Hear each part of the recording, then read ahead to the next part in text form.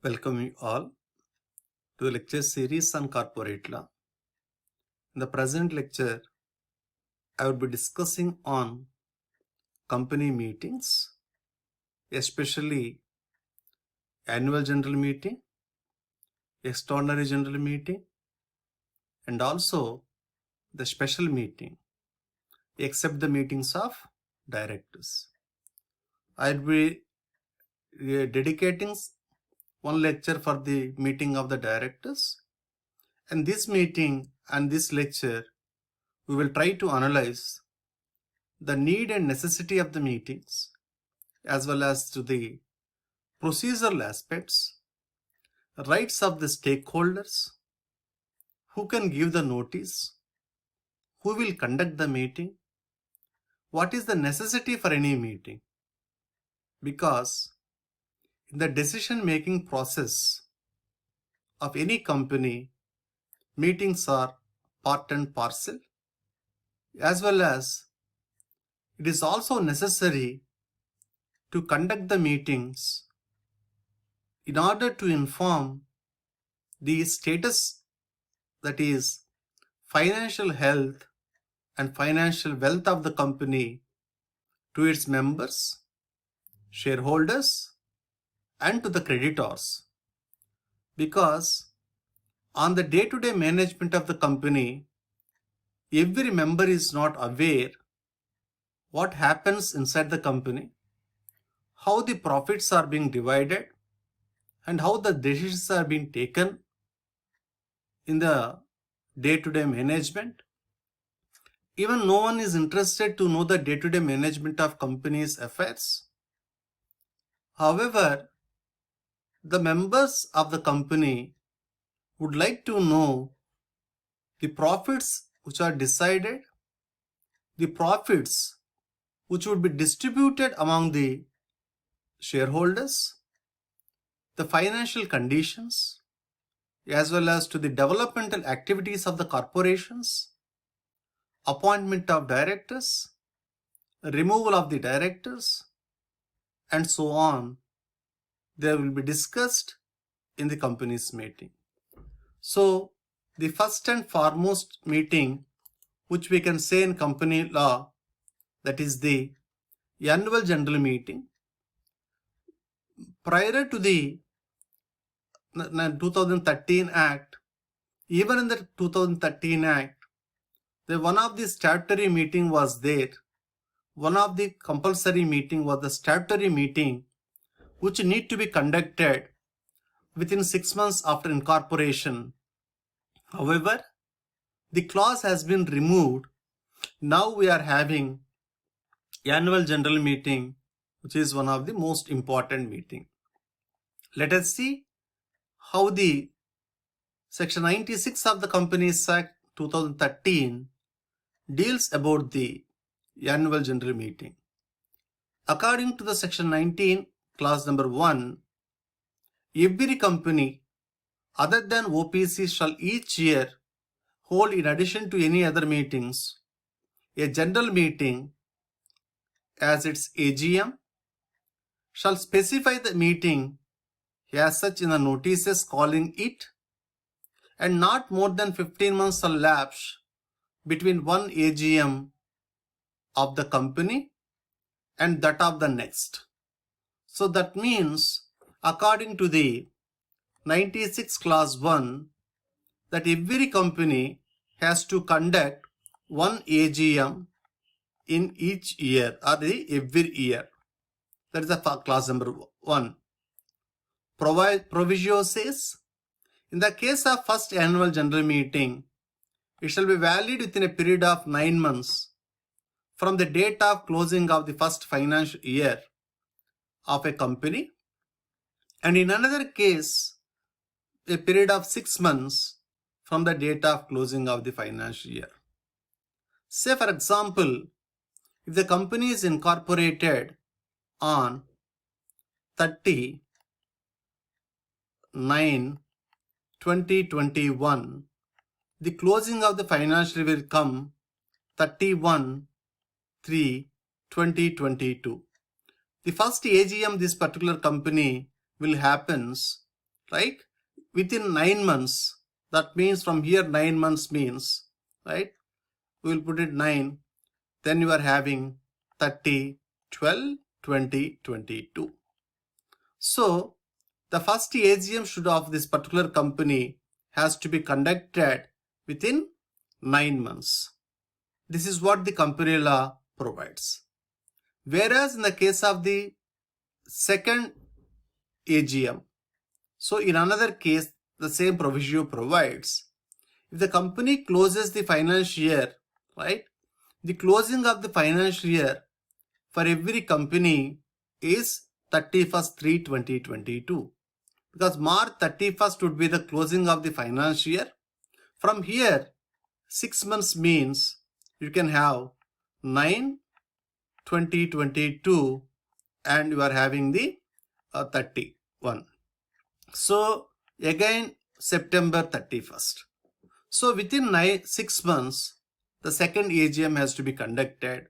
This is what they want to bring it. The another arithmetical calculation they put it here is that is the first annual general meeting shall be held within a period of 9 months from the date of closing of the financial year, and second within a period of 6 months from the date of the closing of the financial year. In a simple concept to understand, it is one of the mandatory requirements for the company to conduct the annual general meeting in order to understand, in order to get ratified the financial statements of the company, because the financial statements of the company are very, very important, and this has to be ratified in the annual general meeting. Based upon the financial statements, that the company will declare the dividend in the annual general meeting.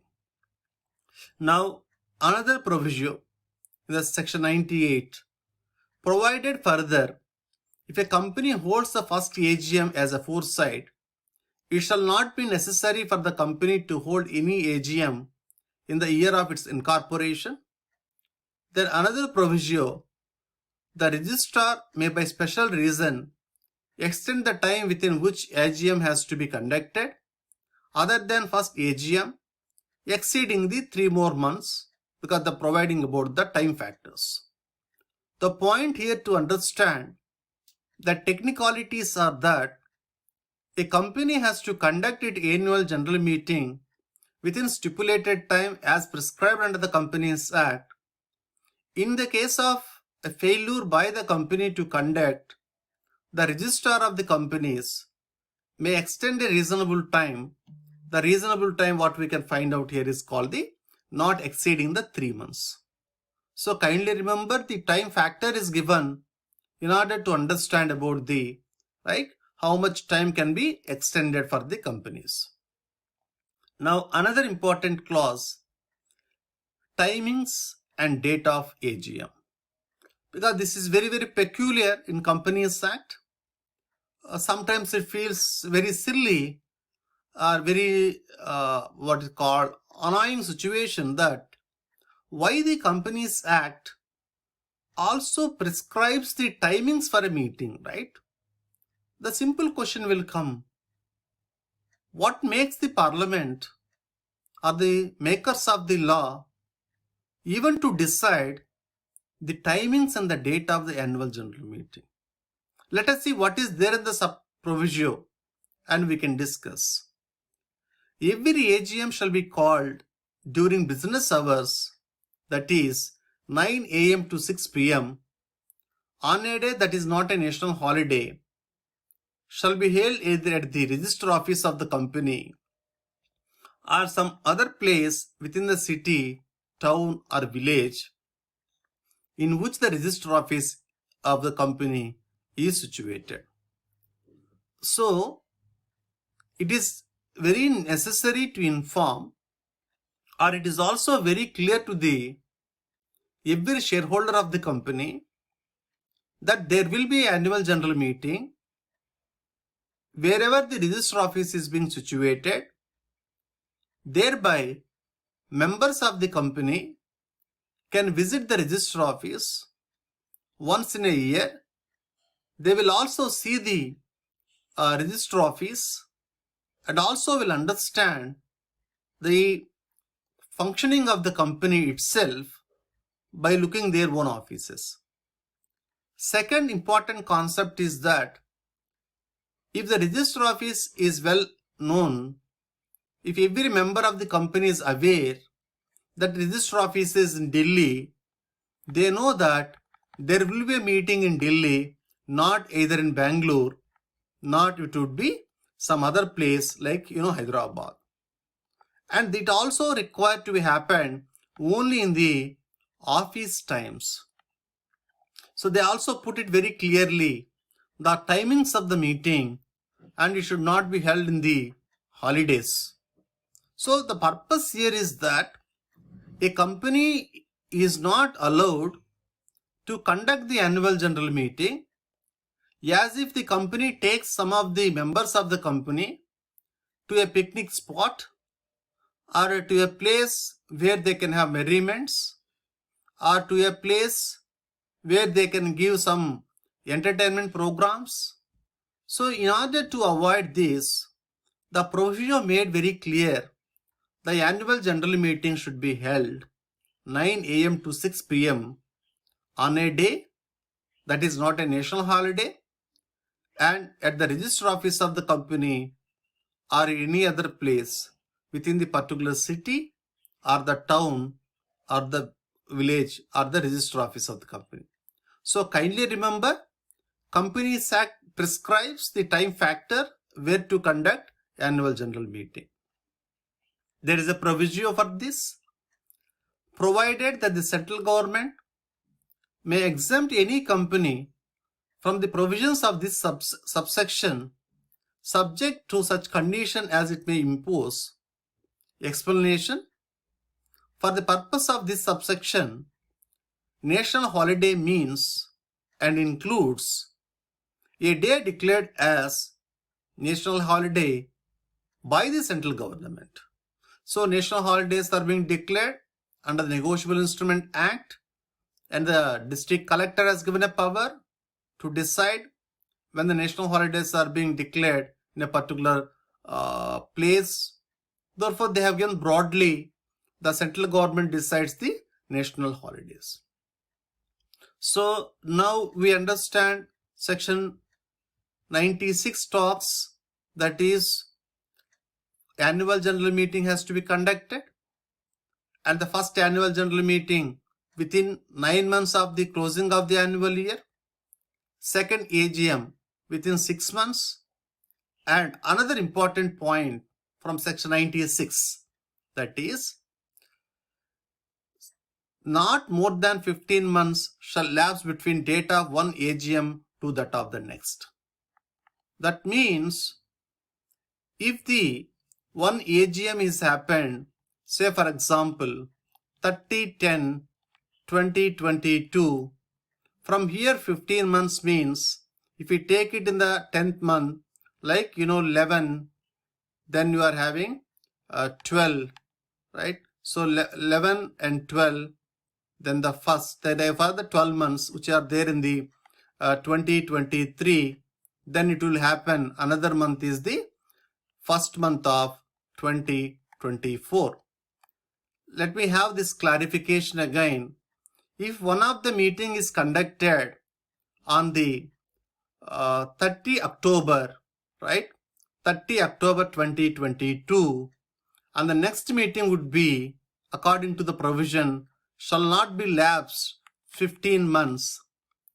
So October 30 to 15 months means again it will be taking on 2024, right? It will be there in 2024. Technically speaking, you don't have the meeting, right?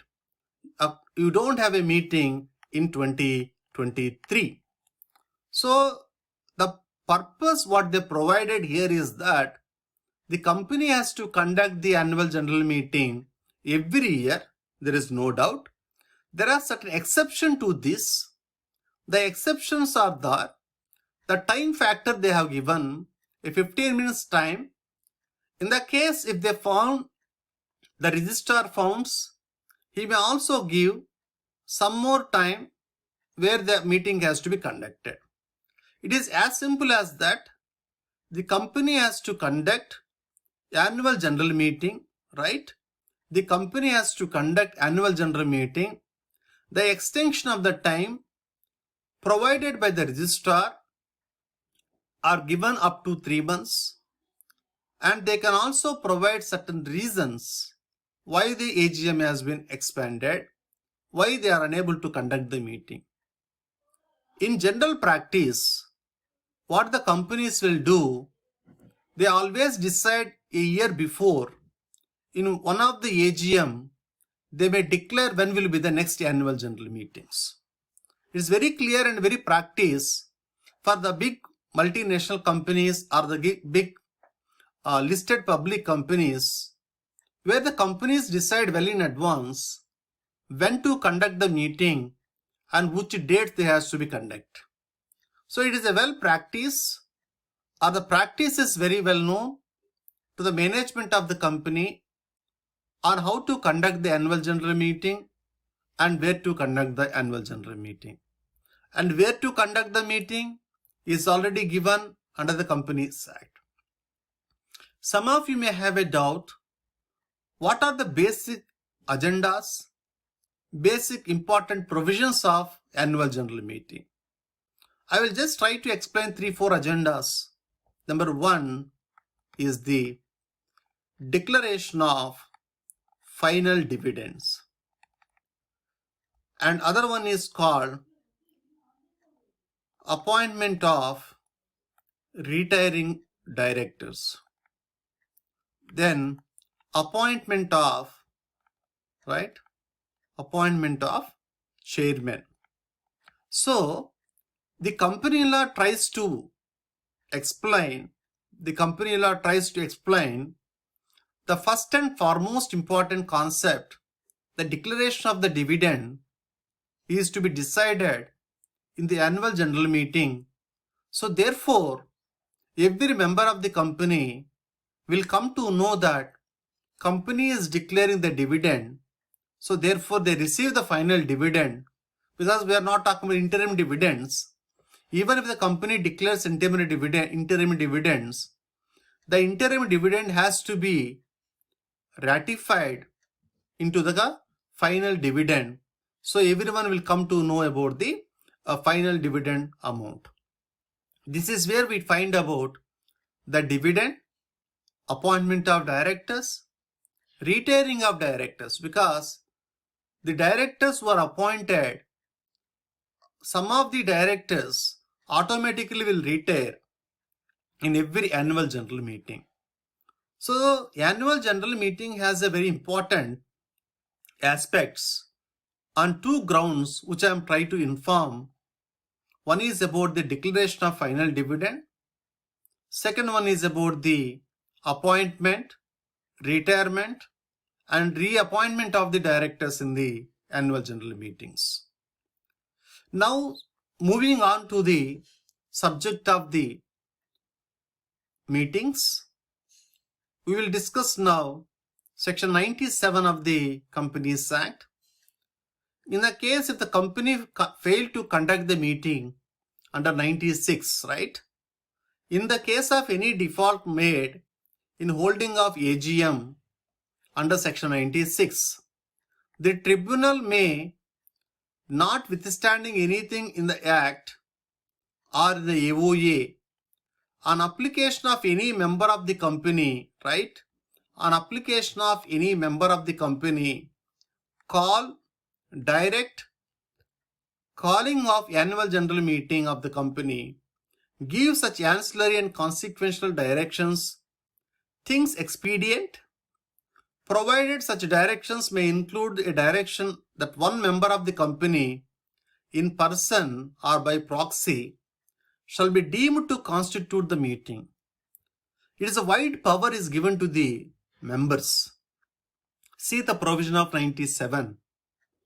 If there is an X limited company fails to conduct annual general meeting, Mr. A is a member, may A make an application to the tribunal, right? If the tribunal thinks fit, it can send a notice to call for a meeting.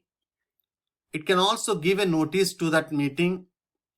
After following certain procedures, if the company also fails, the member who gave a notice and the single member also becomes a quorum to conduct a meeting, because annual general meeting is so very important that no company can take a risk that I will not conduct the annual general meeting. Therefore, it says under section 97 that one member of the company present in person or by proxy shall constitute a meeting. So this can be called as extraordinary general meeting of one member or under tribunal. See, the point to be noted is that in the failure by the company under section 96, then under 97 of the Companies Act, right? Under section 97 of the Companies Act 2013, the company may call for the annual general meeting on an application of any member of the companies. Subsection 2, a general meeting held in pursuance of subsection 1 shall, subject to any directions of the tribunal, be deemed to be AGM of the company under the Companies Act 2013. So kindly remember, if the company fails to conduct annual general meeting under section 96, then the member can make an application, and the member who made an application may conduct the annual general meeting, which is permitted by virtue of law. And this is what we call it as one member meeting, otherwise also called a general meeting, which we can also use the interchangeably. And some of us may have a doubt, what is this general meeting?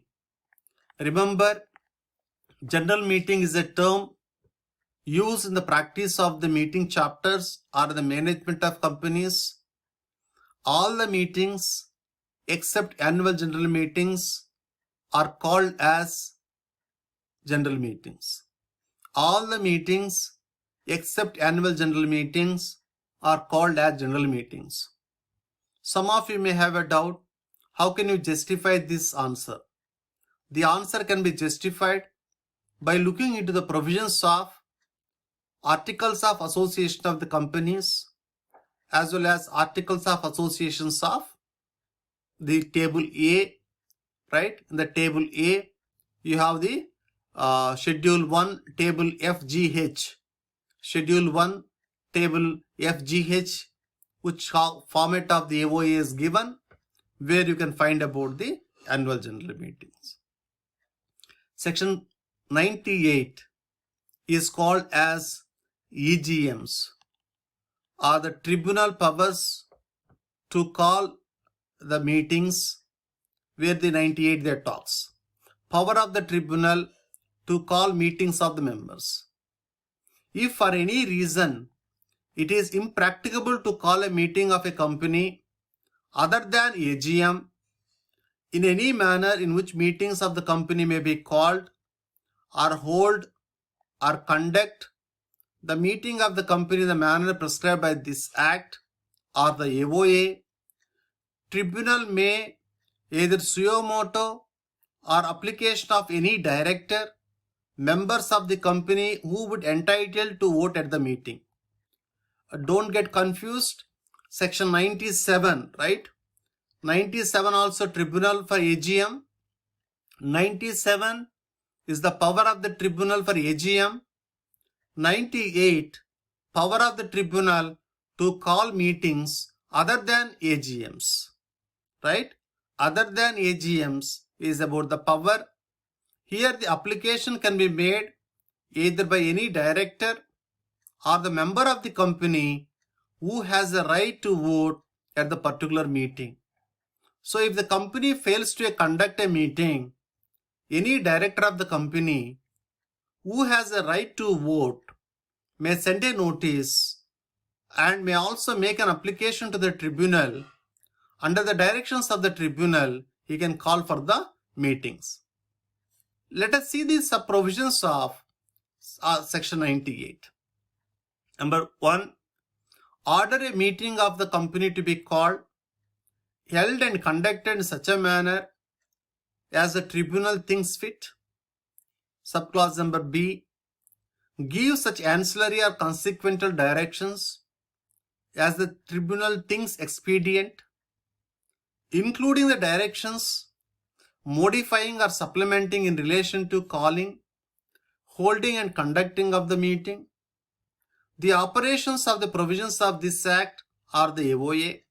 So it is about the tribunal which gives the directions on the request made by the members or the directors, and provided that such directions may include a direction that one member of the company in person by proxy shall be deemed to constitute a meeting, because it will find one member. Here one member means one member who has voting rights, right?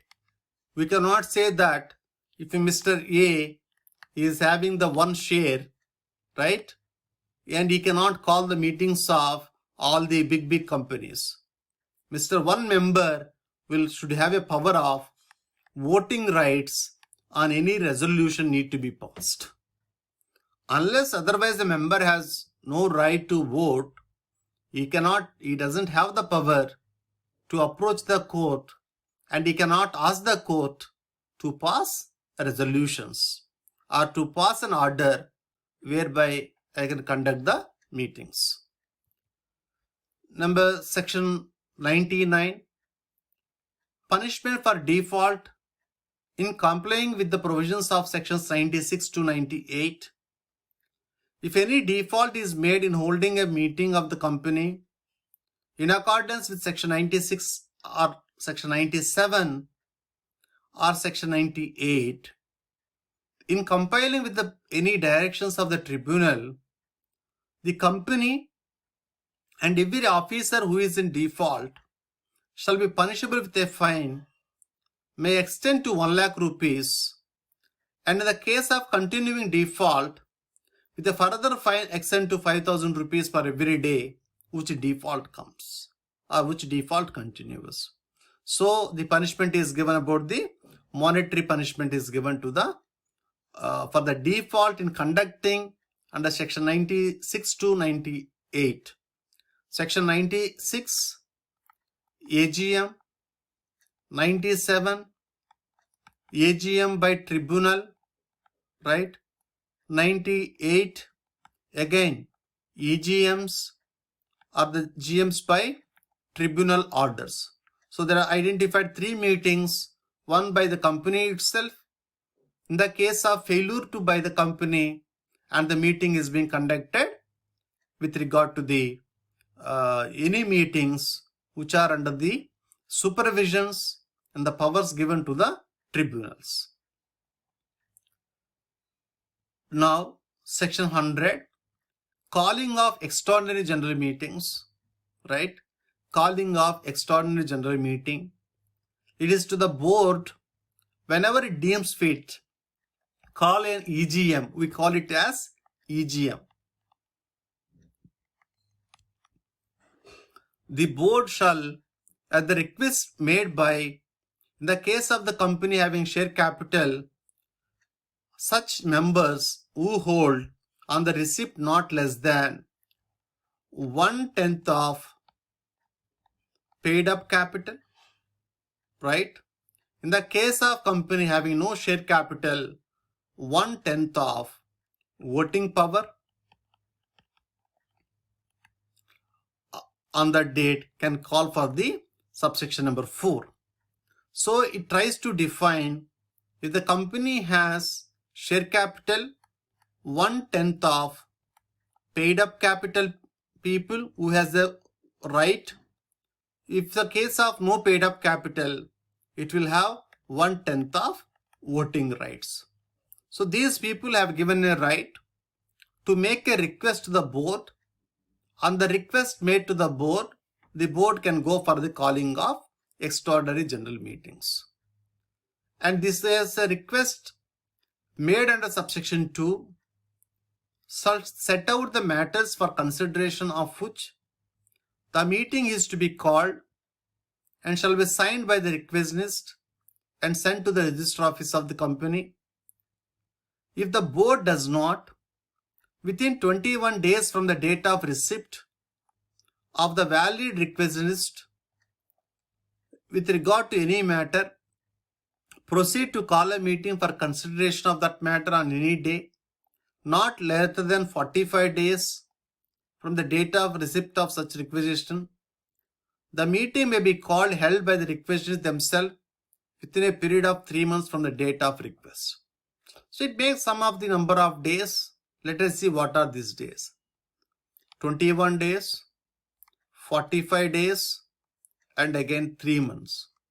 So I am dissecting the proviso of subsection 4 of the section 100.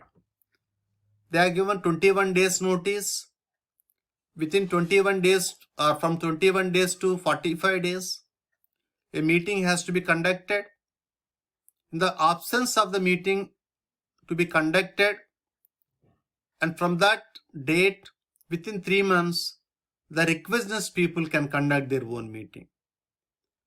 To make it a very simple understanding, the 1/10 of the people, right, who has voting rights, who are having controlling rights, can call meeting on their own, right, on their own, in case there is a failure by the board of directors. So the company should always be careful, or the management of the company should always will be careful with the people who have 1/10 of voting rights, 1/10 of paid up capitals. Because 1/10 it gives a right, like 1/10 of the paid up share capital. In company law, we try to divide them as the minority shareholders. Even otherwise, these 1/10 of paid up share capital people have the right to call for a meeting. They can pass the resolutions on the matters, how the meetings are conducted in the board itself. And these meetings are having the equal importance like the meetings held by the board itself. So this is very, very important provision under section 100, calling of extraordinary general meetings by the people who are having 1/10 of the voting rights or 1/10 of the paid up share capital, as it deems to be on the types of the companies. Either it may be, you can say, with the share capital, otherwise not having the share capitals. Then another important procedural aspects. As a law students, we don't require, but however, technically speaking, a meeting should have been informed with the proper notice. A general meeting of a company may be called by not less than clear 21 days, either in writing, through electronic mode as prescribed. Electronic mode means you can understand that is emails. WhatsApps are not the proper mode of notice. WhatsApp are not the proper mode of notice. Electronic mode generally is prescribed, which are emails. And they can also provide a shorter notice if the consent is given by not less than 95% people, right? And they can have the shorter notice period. So the general is 21 days. If 95% of the people who accepts, we can have a meeting in the shorter period, so they can have the short notice meeting. So company law is silent on the short notice meeting because end of the day, the meeting need to be conducted. Resolutions have to be passed in the best interest of the company, because every meeting takes some of the policy decisions or important decisions of the company. Therefore, the members who are more than 95% agrees to conduct a meeting even with a shorter notice, then the Companies Act Section 101 is providing an exemption to conduct the meeting. So therefore, we can understand Section 101 a merely technical provision. However, the majority accepts up to 95%, then the meeting can be conducted in the shorter notice. Subclause number 3, the notice of every meeting shall be given to every member of the company, legal representative of the deceased member, assignee of an insolvent member, auditors of the company, every director of the company has to be informed. Any accidental omissions to give a notice or the non-receipt of such notice by any member or other provisions who is entitled to such notice for any meeting shall not invalidate the provisions. So this is very important legal term that is called accidental, right? Accidental omission is an exception, not the intentional omission. So there is a difference between intentional omission and accidental omissions. If a company has done anything intentionally, then you can say the liability. But in the company is not saying anything intentionally, it is an accidental omission, then automatically you can say that the people will become liable. And this is very, very important. You have sent a legal notice or the notice has sent to conduct the meeting. How many people are necessary to conduct the meeting? Here there are some of the important terms: 5, 15 and 30. 5 members are present as on date. The members is not more than 1000. If you have 1000 members, the quorum is 5. 15 members are present if the members are more than 1000 but up to 5000. So if there is 1000 to 500, right, it is 15 people are the quorum. 30 members are present if it exceeds 5000 members. So the quorum is that 5, 15, right? So 5, 15 and 30 on 100, 500, 5000 to 1000 to 5000 and above 5000. So company law specifies the minimum required members to conduct the meeting in the case of any of the larger members, unless the AOA provides for a larger number. Kindly remember, if the AOA provides, say for example, we required at least 100 people as a quorum, AOA prevails over the section 101. I will repeat again. The general rule under company law is 5, 15 and 30. But if the company's AOA provides a larger number, then AOA prevails. I will repeat again. There are 2 documents need to be verified in order to understand the need of the number of members for the quorum. If the company's AOA is silent, then section 103 will come into the picture. If the AOA expressly provides, then AOA prevails. So that's where we call it as the bylaws of the company comes into an existence to decide how many members are necessary for to conduct a meeting, as there is a requirement of the quorum to proceed with regard to the conducting of the meetings. If the quorum is not present, what will happen? Right? If the quorum is not present, within half an hour from the appointed time, the meeting will be adjourned on the same day in the next week, and such other date as the time previous board may determine. In the case of the meeting called by requisitionist, it is called by the cancelled. Right? There are two terminology comes. One is about the adjournment. Second one is about the cancellations. Cancellation means if the meeting is called by requisitionist under section 100, as we have already seen, under section 100, 1/10 of the paid up capital, 1/10 of the voting rights. In this meeting, the meeting can be called cancelled. In the case of other meeting, it becomes adjournment. And in the case of the adjournment of the meeting, which happens the next week on the same day, then the meeting is not there. Automatically the members who present all becomes the part of the quorum. Right? Point number 3.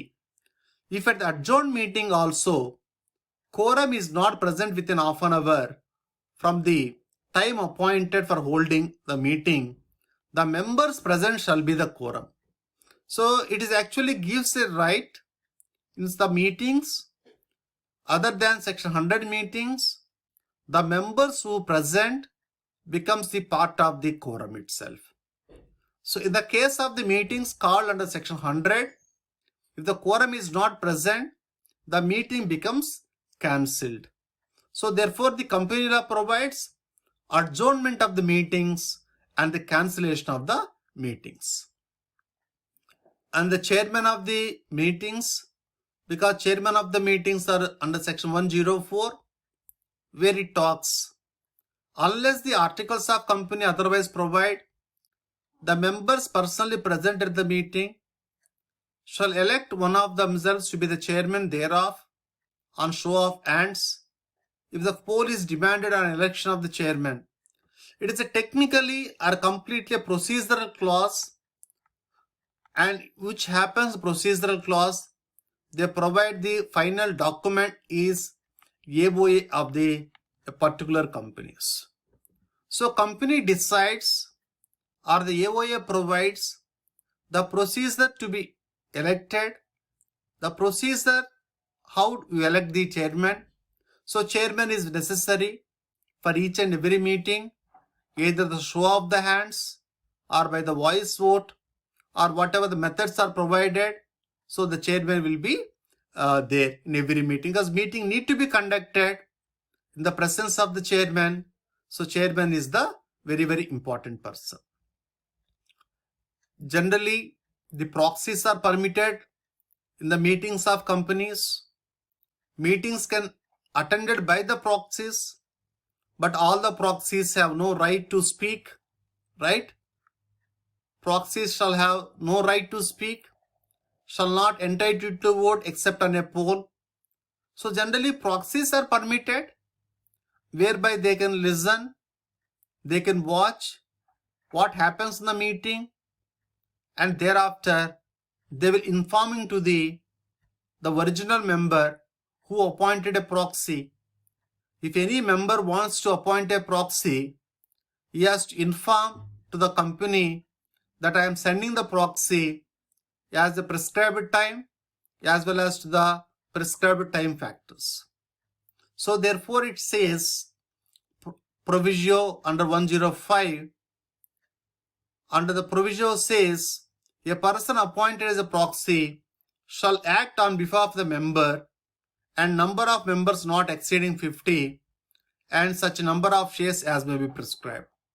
So basically it is also one of the provision where company law permits the proxies to vote and the proxies who are given a right to listen the meetings as well as to inform to the people who are really interested.